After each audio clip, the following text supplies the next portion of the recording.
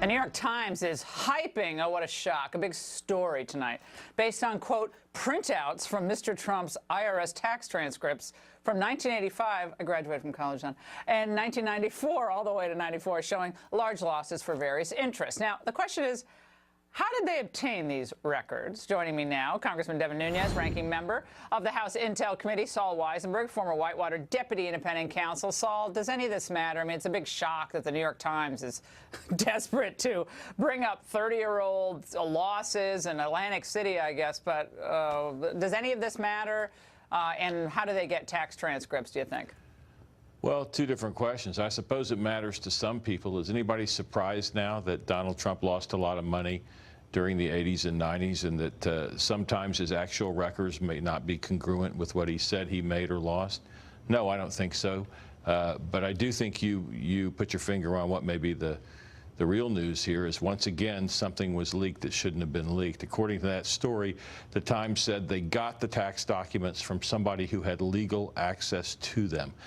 That doesn't tell us whether or not somebody from the government illegally leaked them or somebody who worked for Mr. Trump violated a professional confidential relationship. But either way, it's unfortunate.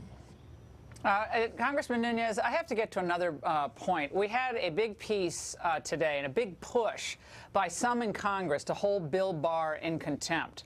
And this was for his refusal to appear in the Senate committee. And the Washington Post writes a piece, the Trump administration is in contempt of Congress. Previous administrations have sought to accommodate congressional overseers, but Mr. Trump's just say no approach may mean that effective oversight may not come for years down the road, pointing to that and Steve Mnuchin not wanting to testify, I guess, additionally on tax matters and so forth.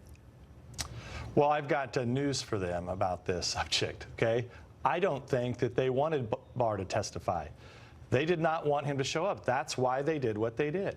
They knew if they made the requirement so ridiculous, we're not going to have the Attorney General of the United States come to Congress and be questioned by staff. It's ridiculous. The members of Congress can do it themselves, or Barr's not going to come. So I think this was all designed just so that they could eat Kentucky Fried Chicken in the dais when, in fact, Attorney General Barr didn't show up. Saul, they are obsessed with Bill Barr. Now, they're obsessed, and I think I have a couple of theories. I think it's really hard when someone like Barr or you, I'd say if you were testifying, Saul, I'd be really nervous and afraid. But if you're up against Bill Barr and you're trying to make Barr out to look like this nefarious, terrible person, he's just a lot smarter than a lot of these people. I know it sounds pejorative, but he's just a lot smarter than a lot of these folks. I think they were mad that Mueller didn't deliver, and now they're mad that I think Barr, in most cases, got the better of them. But they're kind of stuck here on this Bill Barr hill, and they can't seem to jump off of it or get off of it. Well, it's more than that. They're stuck on that hill because he is legitimate, he is effective, he has a tremendous amount of gravitas, and he is a member of President Trump's cabinet, so they must destroy him. He's effective. He's a man of the law. He's trying to restore integrity to the DOJ and be a proper and effective and loyal Attorney General, and they can't have that. He must be destroyed. Anyone who is not completely on their team must be destroyed. I said this the other night about Rod Rosenstein. When they thought Rod Rosenstein was protecting Mueller, he was their golden boy. Now that they see he's just really an honest arbiter, or trying to be, and they see him as aligned with Barr, now he must be destroyed too. And so they leak an article about him saying, I can land the plane. That's what it's all about, destroying anyone who is not with them. All right, and just when you thought, guys, that the FBI might have turned a corner or wouldn't be playing politics anymore, especially after how they treated the Trump campaign in 2016, this happens.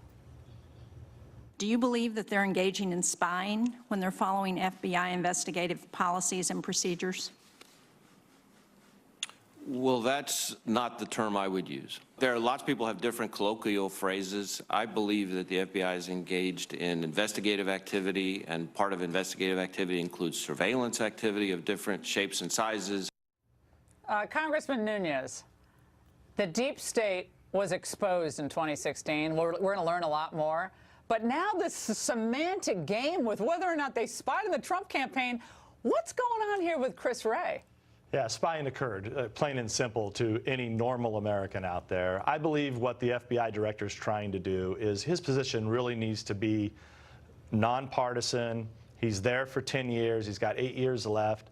So I think what he's trying to do is trying not to get in the headlines. And, you know, shame on those senators for trying to put the FBI director in the middle of this. I mean, look, I wish he would just call spying for what it is, spying.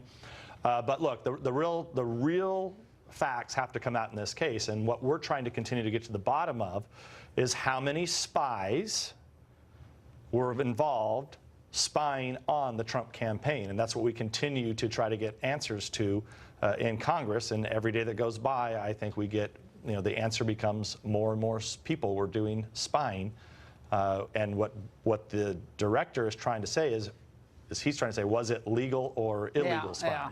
Yeah. Well, Saul, do you think they'd be calling it spying if it turns out that, let's say, someone in a Republican campaign was, or maybe George W. Bush's FBI was surveilling the Obama campaign in 2008?